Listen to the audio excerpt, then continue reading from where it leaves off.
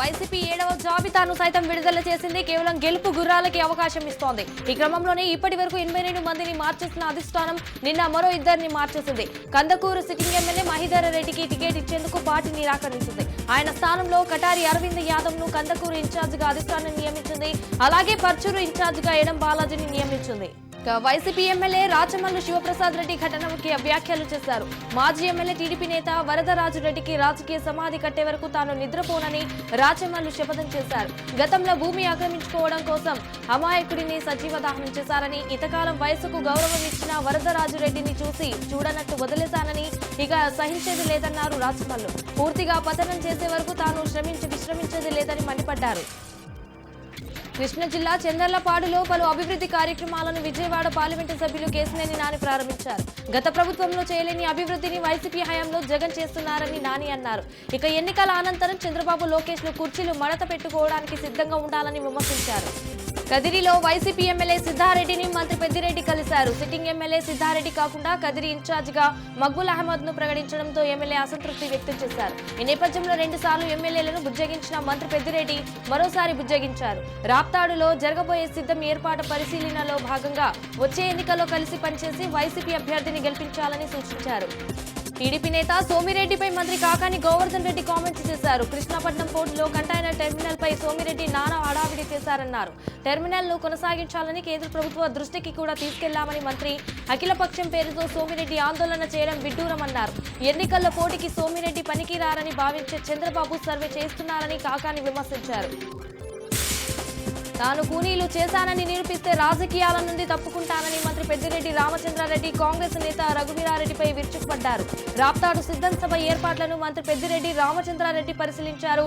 పుట్టపర్తి సత్య సాయిబాబా చనిపోతే ఆయన పార్థివ దేహాన్ని తీయకుండా డబ్బు పాటలు సర్దుకున్న వ్యక్తి రఘువీర అని తీవ్ర స్థాయిలో విమర్శించారు.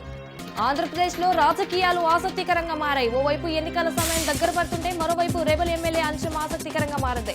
వైసీపీ రెబల్ ఎమ్మెల్యేల అనర్హత పిటిషన్లపై విచారణకు హాజరు కావాల్సిందిగా స్పీకర్ ఇప్పటికే పలుమార్లు నోటీసులు జారీ చేశారు. స్పీకర్ ఆదేశాల నిమిత్తం గతంలో పలు రెబల్ ఎమ్మెల్యేలు విచారణకు హాజరయ్యారు. ప్రభుత్వాన్ని ఏపీ జేఏసీ ప్రధాన కార్యదర్శి వెంకటేశ్వరరావు హెచ్చరించారు. ఉద్యోగ, ఉపాధ్యాయ వర్గాల సమస్యలను తక్షణమే పరిష్కరించాలని డిమాండ్ చేశారు.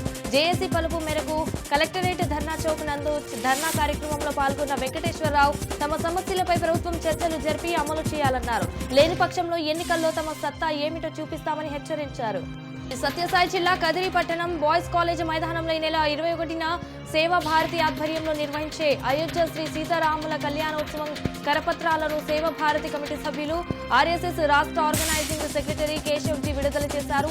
ఈ మహోత్సవంలో పాల్గొనేందుకు బ్రహ్మశ్రీ చాగంటి కోటేశ్వరరావు వచ్చి తమ ప్రవచనాలు వినిపిస్తారని కమిటీ సభ్యులు తెలిపారు. పల్నాడు జిల్లా జంగమేశ్వరపాడు ఘర్షణలో గాయపడి బాధితులను జనసేన ఇన్ఛార్జ్ సయ్యద్ జిల్లాని పరామర్శించారు.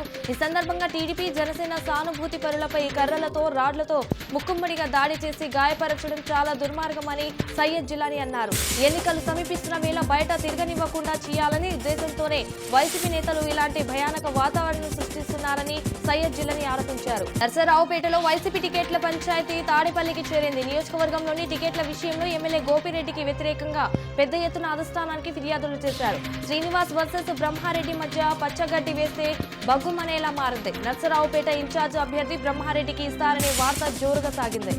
స్థానిక సంస్థల ఎన్నికల్లో రౌడీజం చేసి గెలిచామంటూ వైసీపీ ఎమ్మెల్సీ దువ్వాడ శ్రీనివాస్ వ్యాఖ్యలు వైరల్ అయ్యాయి. సామాజిక మాధ్యమాల్లో ఆ వాయిస్ చక్కర్లు కొడుతోంది. నిమ్మాడలో వైసీపీకి మద్దతిచ్చిన కింజరావు అప్పన్న నామినేషన్ ను అడ్డుకున్నారని, అందుకు అచ్చెన్నాయుడిని బాధ్యుడిగా చేస్తూ జైల్లో పెట్టించామంటూ దువ్వాడ వ్యాఖ్యానించారు. టీడీపీ అధినేత చంద్రబాబుకు షాక్ తగిలింది. ఫైబర్ నెట్ కేసులో A1 గా చంద్రబాబును పేర్కొంటూ ఏసీబీ కోర్టులో ఛార్జిషీట్ దాఖలు చేసింది. A2 గా వేమూరి హరికృష్ణ, A3 గా కోగంటి సాంబశివరావును చేర్చింది. కేంద్ర ప్రభుత్వ నిధులతో చేపట్టిన ఫైబర్ నెట్ ప్రాజెక్టులో అప్పటి అధికార పార్టీ అవకతవకలను పాల్పడినట్లు సిఐడి ఆరోపించింది. 2000 కోట్ల విలువైన ఈ ప్రాజెక్టు తొలి దశలో 333 కోట్ల విలువైన పన్నుల్లో అక్రమాలు చోటు చేసుకున్నాయని వెల్లడించింది. గూడూరులోని సిరామిక్ ఇన్స్టిట్యూట్లలో పూర్వ విద్యార్థుల సమ్మేళనం జరిగింది. విద్యార్థులు తమ వంతు బాధ్యతగా కళాశాల వసతుల కల్పనకు కృషి చేయనున్నట్లు స్వచ్ఛంద ప్రకటించనున్నారు. ఎందరో ప్రతిభావంతులైన విద్యార్థులను ఈ కళాశాల తీర్చిదిద్దిందన్న మాజీ ప్రిన్సిపల్ సుబ్బారావు, ప్రస్తుతం కళాశాలలో మౌలిక సౌకర్యాల లేమితో ప్రవేశాల సంఖ్య తగ్గిందన్నారు. తెలంగాణ కాంగ్రెస్ ప్రభుత్వం అధికారంలోకి వచ్చిన 2 రోజులు రోజుల్లోనే మహిళలకు ఫ్రీ బస్సు సౌకర్యాన్ని కల్పించింది. ఈ ఫ్రీ బస్సుల స్కీమ్ మహిళలకు కాస్త ఊరటనిచ్చినప్పటికీ ఆటో డ్రైవర్లు మాత్రం ఉపాధి కోల్పోతున్నారు. ఇదే విషయాన్ని తెలిసేలా ఆటో వెనుక కోర్ట్స్ కూడా పట్టించుకుంటున్నారు. ఓ వ్యక్తి అన్న రేవంత్ అన్న జర మమ్మల్ని కాపాడు, ఫ్రీ బస్సు సర్వీస్ రద్దు చేసి మా ఆటో డ్రైవర్లను కాపాడండి అంటూ కోర్ట్స్ పట్టించుకున్నారు. ఉమ్మడి నెల్లూరు జిల్లా వెంకటగిరిలో మాజీ ఎమ్మెల్యే కురుగొండ్ల రామకృష్ణ టీడీపీ హయాంలో జరిగిన అభివృద్ధిని గుర్తు చేశారు. నియోజకవర్గంలో ప్రజలు పంట పొలాలకు నీళ్లు లేక ఇబ్బందులు పడుతుంటే ధర్నా చేస్తే నెదురుమల్లి రాంకుమార్ రెడ్డి నీళ్లు విడుదల చేస్తారన్నారు. 2014 నుంచి 2019 మధ్యలో జరిగిన అభివృద్ధి మీద నెదురుమల్లి రాంకుమార్ రెడ్డి చర్చకు రావాలని సవాల్ విసిరారు. ఉద్యమ సారథి తెలంగాణ తొలి సీఎం కేసీఆర్ 70వ పుట్టినరోజు సందర్భంగా బీఆర్ఎస్ నేతలు జోరుగా సంబరాలు జరుపుకున్నారు. మంచిర్యాల జిల్లా బెల్లంపల్లిలో మాజీ ఎమ్మెల్యే దుర్గం చిన్నయ్య ఆధ్వర్యంలో కేక్ కట్ చేసి సంబరాలు నిర్వహించారు. అనంతరం ప్రభుత్వ ఆసుపత్రిలో రోగులకు పండ్లు పంపిణీ చేశారు. తెలంగాణ తీసుకొచ్చిన కేసీఆర్ మరిన్ని కాలాలు ఆరోగ్యంగా ఉంటూ రాబోయే కాలంలో తెలంగాణకు సేవలందించాలని దుర్గం చిన్నయ్య అన్నారు. శంకారావం పేరుతో చేపట్టిన యాత్ర ఉమ్మడి విశాఖలో కొనసాగనుంది. తొలి రోజు పురుషోత్తపురం చిట్టవలసలో భారీ బహిరంగ సభలకు ఏర్పాట్లు ముమ్మరం చేస్తున్నారు. సభ ఏర్పాట్లను దగ్గరుండి టీడీపీ శ్రేణులు పరిశీలిస్తున్నారు. సభ వేదికకు వీఐపీలకు ప్రత్యేక ఏర్పాట్లు చేశారు. జిల్లాలో జరగనున్న తోటి సభకు సుమారు 10,000 మంది హాజరు కానున్నట్లు అధికారికంగా అంచనా. కృష్ణా మోపిదేవి మండలం రావివారిపాలెంలో వంతెన కూలిపోవడంతో ఇసుక లారీ ఇరుక్కుపోయింది. కొన్నేళ్లుగా మరమ్మతులు చేపట్టాలని పదే గ్రామస్తులు చేసిన విజ్ఞప్తిని ప్రభుత్వం పట్టించుకోలేదు. ఇలాంటి ఘటనల వల్ల తాము ఇబ్బందులు పడుతున్నారని ఆగ్రహం వ్యక్తం చేశారు. నీటిపారుదల రంగంపై రాష్ట్ర ప్రభుత్వం శాసనసభలో శ్వేతపత్రాన్ని ప్రవేశపెట్టింది. ఈ శ్వేతపత్రంపై స్వల్పకాలిక చర్చ కొనసాగింది. ఈ సందర్భంగా నీటిపారుదలపై మంత్రి Uttam Kumar Reddy power point presentation ఇచ్చారు. బీఆర్ఎస్ ప్రభుత్వంలో ఇరిగేషన్ శాఖలో జరిగినంత దోపిడీ మునుపెన్నడూ జరగలేదని అన్నారు. ములుగు జిల్లా తాడ్వాయి మండలం సమ్మక్క సారలమ్మ మేడారం జాతర సందర్భంగా భక్తుల కోసం తాత్కాలిక బస్ స్టేషన్ ప్రారంభించారు. ఈ కార్యక్రమంలో రాష్ట్ర పంచాయతీ రాజ్ గ్రామీణ అభివృద్ధి, శ్రీ శిశు సంక్షేమ శాఖ మంత్రి సీతక్క, జిల్లా కలెక్టర్ ఇలా త్రిపాది, జిల్లా ఎస్పీ సబరీష్ ప్రజలు పాల్గొన్నారు. సమ్మక్క సారలమ్మ జాతరలో హలాల్ చేయొద్దని భక్తులకు అధికారులు సూచించారు. అమ్మవార్లకు మొక్కుల చెల్లింపులలో హలాలు చేసే విధానాన్ని తప్పుపట్టిన అధికారులు ఆదివాసీ సంప్రదాయాలను కాపాడాలని కోరారు. ఎవరైనా హలాల్ చేసేందుకు ప్రయత్నించే వారు జాతరకు రావద్దని పేర్కొన్న కమిటీ ఆదివాసీ సంస్కృతి సాంప్రదాయాలను తప్పకుండా గౌరవించాలని కోరారు. భద్రాద్రి కొత్తగూడెం జిల్లా అశ్వరావుపేట మండలం జిమ్మిగూడెంలో మామిడి తోటలో ఓ మామిడి చెట్టు సగం మాత్రమే పూత పూసింది. తోటలోని చెట్లన్నీ మామిడి పూతతో నిండిపోతే ఓ మామిడి చెట్టు కొమ్మలు మాత్రం సగం కొమ్మలే పూత పూసాయి.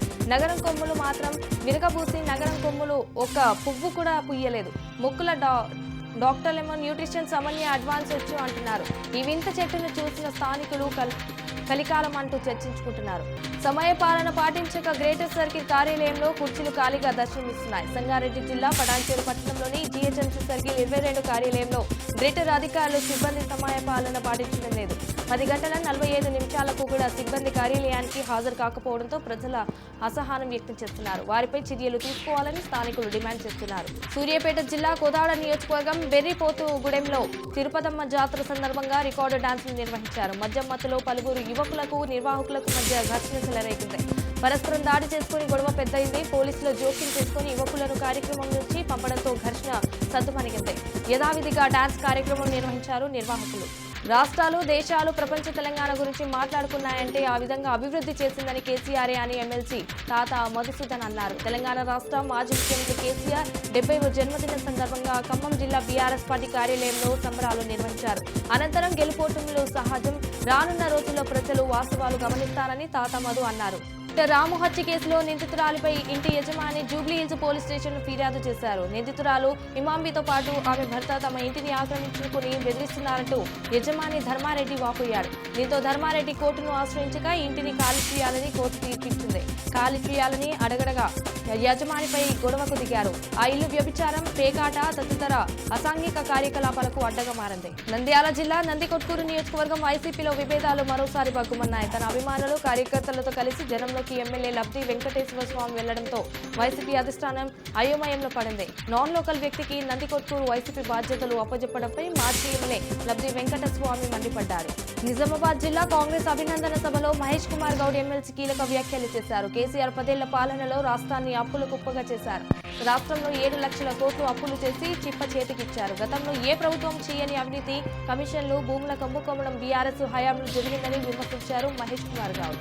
తెలంగాణలో ప్రాజెక్టుల పరిస్థితి ప్రశ్నార్థకంగా మారుతోంది. అన్నారం బ్యారేజీ ప్రమాదంలో పడింది. దీంతో బ్యారేజీ నుంచి నీళ్లు లీక్ అవుతున్నాయి. గతంలో బొంగులు పడడంతో అధికారులు మరమ్మతులు చేశారు. అయితే మరోసారి నీళ్లు లీక్ అవుతున్నాయి. బ్యారేజీలో ప్రస్తుతం 2.5 టీఎంసీల నీళ్లున్నాయి. నీళ్లు లీక్ అవ్వడంతో అధికారులు బ్యారేజీ ఖాళీ చేస్తున్నారు. 10 గేట్లు ఎత్తి 7,000 క్యూసెక్కుల నీళ్లు దిగువకు విడుదల చేస్తున్నారు. అన్నారం బ్యారేజీని మరో వారంలో నేషనల్ డ్యామ్ సేఫ్టీ బృందం పరిశీలించనుంది. అన్నారం, సుందిల్లా బ్యారేజీల బీభత్సవం తేల్చనున్నారు. బోరబండ పీజీఆర్ గ్రౌండ్ పక్కన ప్రభుత్వ స్థలాన్ని బాకసురులు ఆక్రమించారు. గతంలో సొసైటీకి అప్పగించిన భూమిపై కోర్టు కేసు ఉన్న కబ్జాదారులు వదలడం లేదు. అర్ధరాత్రి బేస్మెంట్ కడుతుండగా గమనించిన బస్తీవాసులు పోలీసులకు సమాచారం అందించారు. పోలీసులు రాగానే కబ్జాదారులు చిన్నగా జారుకున్నారు. స్పందించిన ఖైరతాబాద్ ఎంఆర్ఓ ఆర్ఐ కబ్జాదారులు వద్ద సరైన పత్రాలు లేనందున గొడవకు నోటీసులు అందించారు. ఓయూలో కేసీఆర్ పుట్టినరోజు వేడుకలు నిర్వహించారు. బీఆర్ఎస్వి అధ్యక్షుడు గెల్లు శ్రీనివాస్ యాదవ్ ఆధ్వర్యంలో విద్యార్థులు పెద్ద ఎత్తున పాల్గొని కేక్ కట్ చేసి కేసీఆర్ కు శుభాకాంక్షలు తెలిపారు. కేసీఆర్ ప్రభుత్వం లేని లోటు రాష్ట్ర ప్రజలందరికీ కనిపిస్తుందన్నారు. సికింద్రాబాద్ బాపూజీ నగర్ లో సాయి వైన్స్, ఉజ్జయిని వైన్ షాపులపై పలు ఆరోపణలు వెల్లువెత్తుతున్నాయి. అనుమతిని కంటోన్మెంట్ బోర్డు అధికారులు తొలగించమని నోటీసులు ఇచ్చినప్పటికీ రాజకీయ అండడంతో ఉజ్జయిని వైన్స్ ను నడుపుతున్నారని పలు ఆరోపణలు వెల్లువెత్తుతున్నాయి. నాలా పక్కనే ఉండటంతో మద్యం మత్తులో ఏదైనా జరిగితే ఏమిటని స్థానికులు ప్రశ్నిస్తున్నారు. మరోసారి సోను సూద్ మానవత్వాన్ని సాటుకున్నారు. రంగారెడ్డి జిల్లాలో సిద్ధాంతిలో శిథిలావస్థలో ఉన్న ప్రభుత్వ పాఠశాలను దత్తత తీసుకున్నారు. ప్రాథమిక పాఠశాలలను, కార్పొరేట్ స్కూళ్లను తెల్లదనెల్లా తీర్చిదిద్దిన సోను సూద్ సిద్ధాంతి గ్రామ చుట్టుపక్కల పేద పిల్లలకు విద్యాబుద్ధులు అందించనున్నారు. నంద్యాల జిల్లా ఆత్మకూరు నల్లమల్ల అటవీ డివిజన్ వెలుగోడు రేంజ్ పరిధిలో స్థానికులతో కలిసి మందేసి చిందేసిన ఫారెస్ట్ అధికారులను ఉన్నతాధికారులు సస్పెండ్ చేశారు. Forest beat officer Eedanna Velugodu range Nallamala అటవీ ప్రాంతంలోని అబ్రాను గుంట బేస్ క్యాంపులో స్థానికులతో కలిసి పుల్లగా మద్యం సేవించి పార్టీలకు స్టెప్పులు వేసిన వీడియో వైరల్ గా మారింది. దీంతో ఉన్నతాధికారులు చర్యలు తీసుకున్నారు. తిరుపతిలోని సీతమ్మ ట్రస్టుకు అనుకూలంగా సుప్రీంకోర్టు తీర్పునిచ్చింది. సీతమ్మ ట్రస్టుకు ఎంఆర్పల్లి వద్ద ఉన్న 40 ఎకరాల భూములకు కొందరు తామే వారసురాలమంటూ కబ్జాకు ప్రయత్నించారు. దీంతో ట్రస్టు భూముల కబ్జాపై హైకోర్టు, సుప్రీంకోర్టులో ధర్మకర్తల మండలి పిటిషన్ దాఖలు చేశారు. పిటిషన్పై 40 ఏళ్ల తర్వాత పంగులూరు సీతమ్మ ఆర్యవైశ్య ధర్మ సంస్థకు అనుకూలంగా సుప్రీంకోర్టు తీర్పిచ్చింది.